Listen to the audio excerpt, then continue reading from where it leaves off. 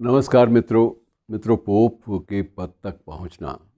ये बहुत बड़ी गरिमा मांगता है। बहुत बड़ी गरिमा मांगता है।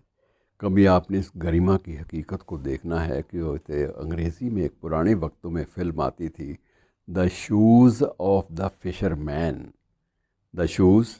Of the fisherman. कभी मौका मिले तो उस फिल्म को नेट पर देख लीजिएगा, आपको समझ में आ जाएगा पोप कितना महत्वपूर्ण होता है। अब पिछले दिनों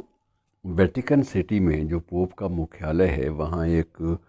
छोटा सा समारोह हुआ और वहाँ जो क्रिश्चियन समुदाय है, ईसाई समुदाय है, उसके सबसे बड़े धर्मगुरु पोप ने अपना एक संदेश दिया। और उस संदेश देते वक्त वो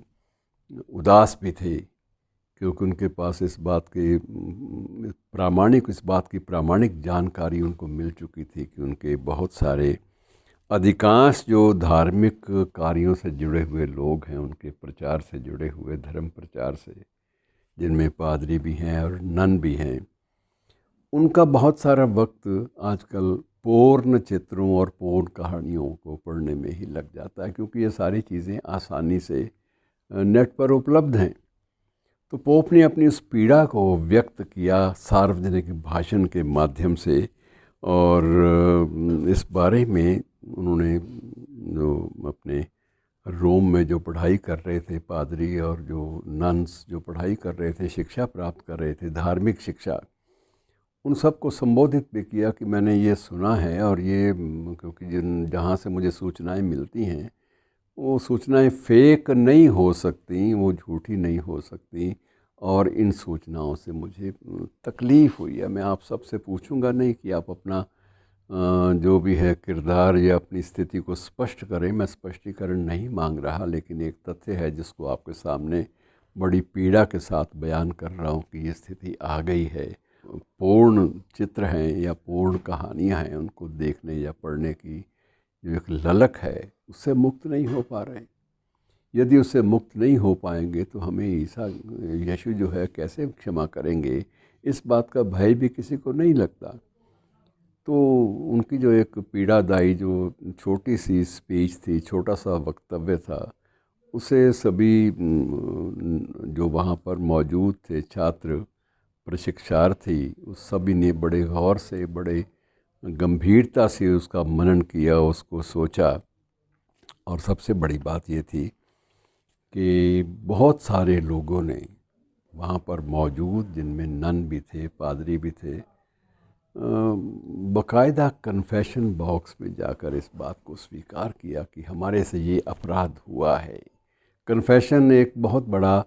ईसाईयत का एक बहुत बड़ा एक प्रकरण है, एक अंग है, जिसके माध्यम से अंदर के भीतर के पाप सारे के सारे व्यक्त किए जाते हैं, साक्षी मानते हुए ईश्वर को या यीशु को। तो वो जो कन्फेशन बॉक्स में जाने वाली बात थी, उसका अनुसरण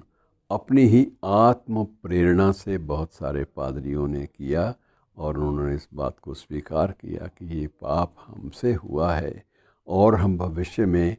निर्धारित धार्मिक मानदंडों का और मापदंडों का कठोरता से पालन करते हुए हम आगे बढ़ेंगे और हम कभी भी अपने पथ से विचलित होने का प्रयास नहीं करेंगे, क्योंकि हमें समझ में आ गया है कि जब ईश्वर को प्राप्त करना है, जब यीशु की कृपा को प्राप्त करने की ललक हमारे मन में है, तो हमें कहीं ना कहीं इन बातों से एक दूरी, सम्मानजनक दूरी बना के रहना पड़ेगा। तो मित्रों, ये कथा हमारे पूरे परिवेश की है और ये पूरा जो परिवेश है हमारा, इसमें ये नहीं है कि सिर्फ ईसाई शामिल हैं, बल्कि ये धर्म गुरु बहुत सारे, आपने ये भी सुना होगा कि बहुत सारे